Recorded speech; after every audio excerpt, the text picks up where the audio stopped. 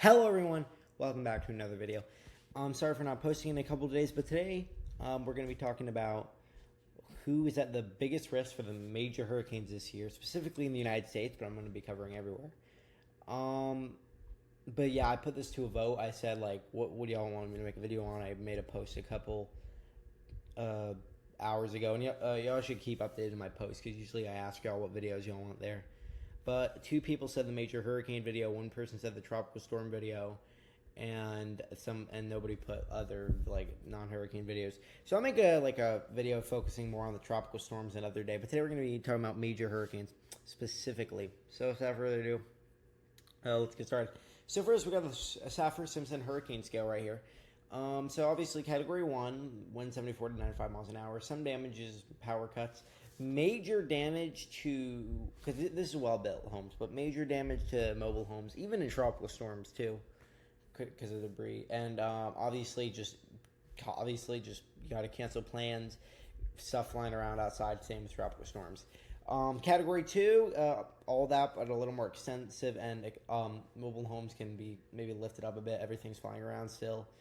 The roof's lifted up a bit. Category 3, everything flying around, trees falling down, roofs starting to be ripped off, and this is what we're going to be focusing on today. Category 3 to 5. Category 4, again, everything's flying around outside. Mobile homes are destroyed. Your well-built homes are starting to destroy. Your roof's pretty much gone. The walls are starting to falter, and your door can be blown in actually at Category 3. Category 5, again, everything's blown around, but also a lot of it's also blown away, like nowhere to be found. Mobile homes absolutely destroyed, same with well-built homes, and major roads are cut off. Though major roads are cut off, like even at tropical storm wind speed, it just depends what's in the road. Like if there's a lot of trees by the road, then easily with a tropical storm you could have major roads cut off. So I don't know why I put that here, because that's the case from tropical storm all the way to Category 5.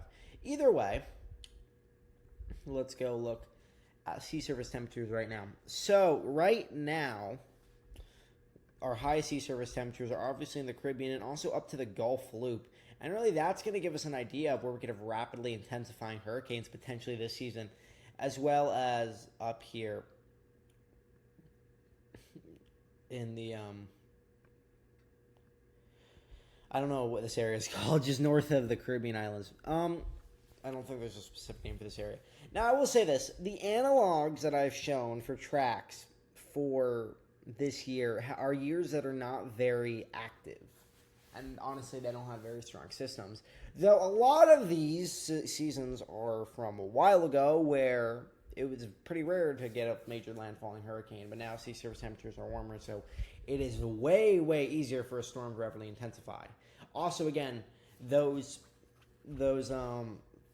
analogs were based off ENSO, but they were based only for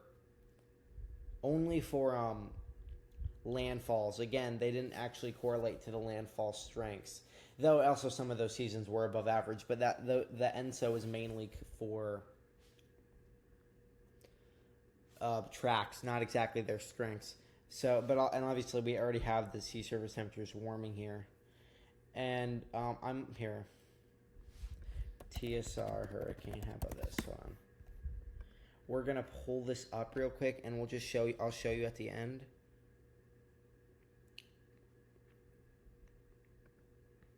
Okay, we'll have that document ready towards the end. I'm gonna put it there. So anyway, sorry about that. I just hopefully that wasn't too distracting. That's something that I really should show y'all at the end of the video, because that's very important. Because TSR has some landfalls. So TSR has some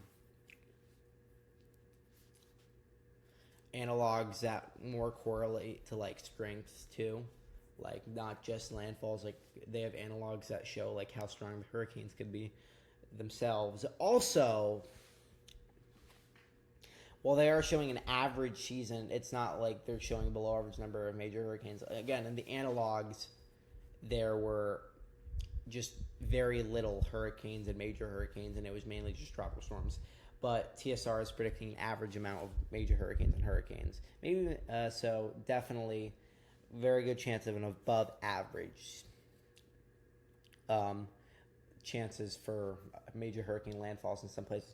Sorry for yapping about that for a while. I just wanted to clarify that later in the video, I'm going to show you analogs, and they're going to not be very strong hurricanes, but I want to show you that's not what this means. So anyway, moving on. We do see here above average sea surface temperatures. I can't zoom in, dang it. For mainly the Gulf Loop, which is notorious for rapidly intensifying hurricanes, and then most of the Caribbean.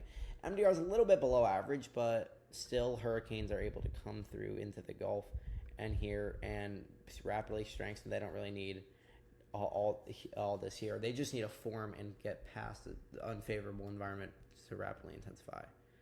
I'm gonna lower the size of that pen. Anyway, closer look of right now, the past week, mainly above average sea surface temperatures for the entirety of the Gulf, especially this eastern Gulf area and near the coast. So that's very good fuel for hurricanes, and for the Bay of Campeche into towards Texas. But the problem with this is if a storm were to rapidly intensify in the Bay of Campeche, it would probably not hit the United States, and we're focusing on that today, but also other areas too. And obviously, this is way too close to the coast for it to really make much of a difference, unless in some very extreme circumstances. So the Gulf right now is very favorable. Obviously, not now. If a hurricane formed in the Gulf right now, it would probably die almost immediately because the sea surface temperatures are not warm enough at all. But they are very above average, so in the hurricane season, that will be very favorable. We also have pockets of above average sea surface temperatures here, and that above average sea surface temperatures will likely extend to the whole Caribbean by the peak of hurricane season and even early, probably June. So that could be bad for Jamaica and parts of Cuba. We're going to spend a little bit of time on the climatology models, and then we will go to the Shear, and then we'll go we'll go through the rest of this, and then we'll come back because I got to show you the precipitation anomalies. So this is the newest run of CFS, if I'm aware. I'm not going to be using the CanSIPs because that only updates once a month, but I might, and the NMME, I showed that last time, and that had already updated. So pretty much same story. The entirety of the Atlantic is above average, except for like New Jersey. It's always way below average, but that doesn't make a difference because by the hurricane's already about to make landfall if they're hitting there by that point. So May, very above average for everywhere in the Atlantic, but especially the Gulf here and north of the Caribbean islands and a little bit of the Caribbean.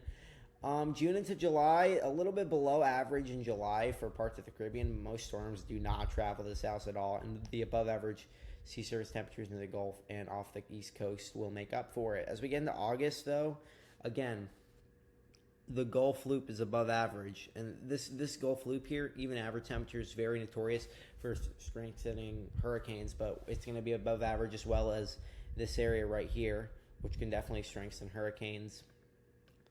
As we get into September, same thing. We see above average sea surface temperatures. October and later in the season, those more above average sea surface temperatures are going to switch to off the East Coast, and maybe something then. Basically, the same story.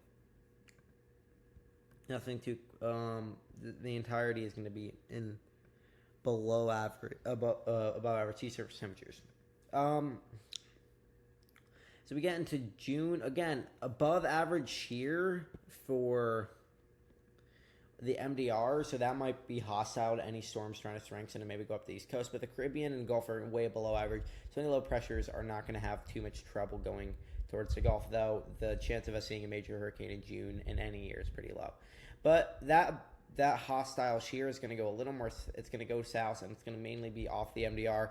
But because we have so much below average shear everywhere else, that not only is going to allow more storms to form, so not even just like stronger storms too, but also just storms in general, like higher numbers, but also now storms are going to have an easier time maybe going towards the East Coast and strengthening a lot. And obviously they already have a good time in the Gulf right now. Went way too, let's go all the way back to, we already went to June, we already went to July, let's go to August. August, it shows above average sea surface shear for I don't know what this is. I'm gonna be so honest with y'all. I've never seen that before in a model. Also, it shows above average shear for the MDR. So this might be very hostile to storms, honestly. But September, I'm pretty sure, yep, September it goes away. So shear will not be a problem for most storms in the Caribbean. And the more northern storm, if the storms keep on the northern side of the MDR, they can head towards the Gulf and East Coast and not have a problem. And let's go back to August here again. Very strong storms.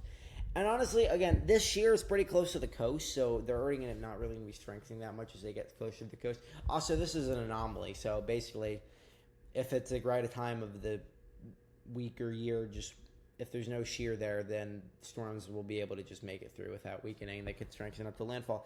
But the Gulf Loop overall is going to have below average shear, so rapidly intensifying hurricanes. Same for this above average area here and in the Caribbean.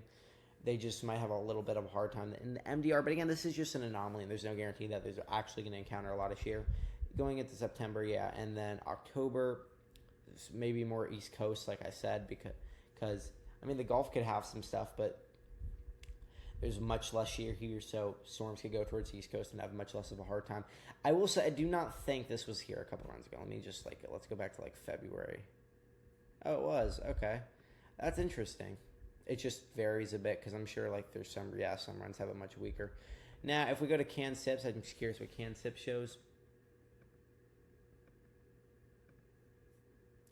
They don't show anything. Do they not have shear? That's weird.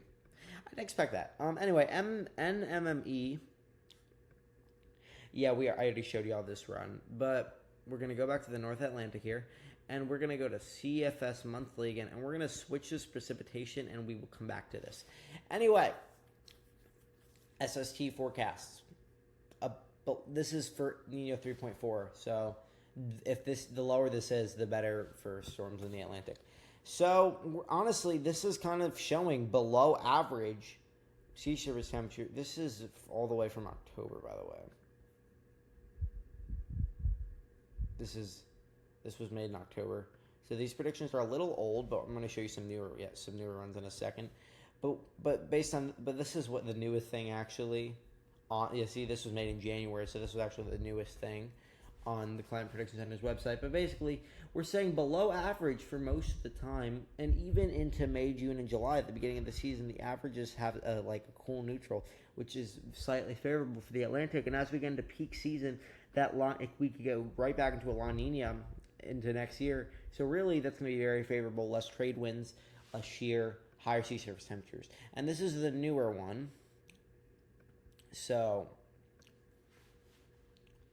we do see here January all the way to August, September, and October. We do see this models show us staying in a La Nina all the way up to June and July. And then we finally go into a neutral, and then we stay in a cool neutral, so the favorability there stays for the Atlantic. So Atlantic hurricanes can still strengthen more. Let's go into the CFS monthly's precipitation. So we're going to skip to June here. Much below average precipitation for the parts of the MDR, but this above average precipitation in the Gulf and parts of the East Coast shows we could have systems. Obviously recurves, but also going up the East Coast, as you can see here, for the Mid-Atlantic, Northeast, and the Carolinas above average precipitation. Honestly, anywhere in the Gulf too, we could have storms going towards there. July, much less above average precipitation, but this Northeast, Carolinas, Mid-Atlantic above average area, and here coming off the coast shows we could have systems going up the East Coast into the Carolinas or into the Carolinas and Northeast and then out to sea. And obviously we have above average precipitation off the Yucatan and in the Northern Gulf. So again, this means we could have systems going towards the Gulf out of the Yucatan. Obviously recurves too. August, very, very below average for the Gulf. But a lot of East Coast activity, as we can see here. So that might actually be a big thing for Florida that month. September, we're going to have a shift back a little towards Florida and up the East Coast. October, we're going to have the Gulf of Mexico having above average precipitation, so that could be actually a Gulf month. Now, this is changing a lot on each run, so I would not take this with a. I would take all of this with a grain of salt. So, sorry, my mom was calling me, but I'm already so far into this video, so we're gonna keep going. Take this with a grain of salt. This changes a lot in the each model run, so I take that with a grain of salt. Now, again, sorry, my mom's calling me, guys, but we're so far into this video, so we're gonna keep going because I want to get this video out to y'all. I don't want to make y'all wait. So anyway, moving on. Let's go down to the analog years. So 1999, 2007, 2010, 2011, 2017. We already know what 2011 looks like, but we're going to look at these other analogs because these the sea surface temperatures. Again, that relates to strengths. And we're also slightly above average ACE favors more hurricanes. We're using the 30-year, it's slightly above average. It's below the 10-year average, but we don't really use that. And for higher ACE amounts, we do see above average sea surface temperatures. Not sea surface temperatures, above average ACE probabilities for those very high ACE amounts. So that could hint that we could have longer track hurricanes. So we're just going to look at this. So we're going to go 1999. We're going to look at the hurricanes. We're going to look at the 1999 hurricane season. Already a lot of hurricanes. 12 storms, but 8 hurricanes, 5 majors. So majors going near the there might not be any majors like directly hitting the Carolinas, but there is majors and they go near the Carolinas into the Northeast. And something in Texas, but I genuinely do not think we'll have any major Texas landfalls. And if we do, it's only going to be 1. And obviously 1 is a lot, but like it's hard to predict it from here. 2007. And obviously, guys, 2011. Sorry, guys. Obviously, guys, 2011. We 2007, right? Yeah, sorry, guys. 2011, we were Hurricane Irene, and I think it was major, but I'm not sure. Again, Yucatan hitting majors, but obviously we're focusing on the United States, but obviously a threat for Jamaica there. But a lot of East Coast curvatures. And then 2010, a major hurricane here. So a lot of major hurricanes. So if there's enough above average temperatures, then these major hurricanes can easily hit, say, the Gulf or up the East Coast. And then obviously the most interesting, we already looked at 2011, but obviously here looking at 2017, obviously Hurricane Irma, something in Texas, but I'm mainly focusing on this Florida thing, on obviously major hurricanes getting near the East Coast. Sorry about my own guys and stuff. I just really want to get this video out for y'all. Anyway, moving on. We're going to move past that. And obviously here for America, we have a lot of potential Eastern Gulf systems based on this above average area, and due to the Gulf loop, we could have major hurricane areas, and then obviously up the East Coast like the Carolinas and towards New Jersey. And yeah, guys, here's the final graphic. Potential tracks for United States major hurricane risk. So we could have like a quickly intensifying major hurricane and that forms like near the Yucatan and then goes towards the Eastern Gulf, or one that tracks through the Caribbean first. And for the East Coast, we could have one that like really impacts the Florida East Coast, like just barely hitting it, or maybe even hitting it, going through the Carolinas and out to sea, or one that hits the Carolinas a bit and then goes through the Northeast. And these red areas are rapidly intensifying areas. So obviously, guys, major hurricane risk is high this year.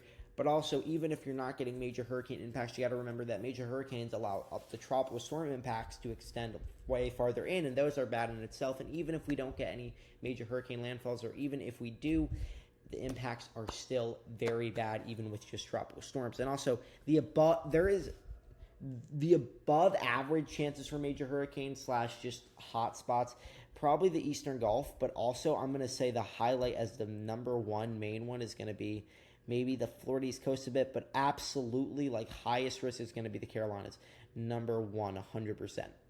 And then obviously we also have to watch maybe the Eastern Gulf and the Florida East Coast a bit, and maybe Texas. We'll look at that a bit.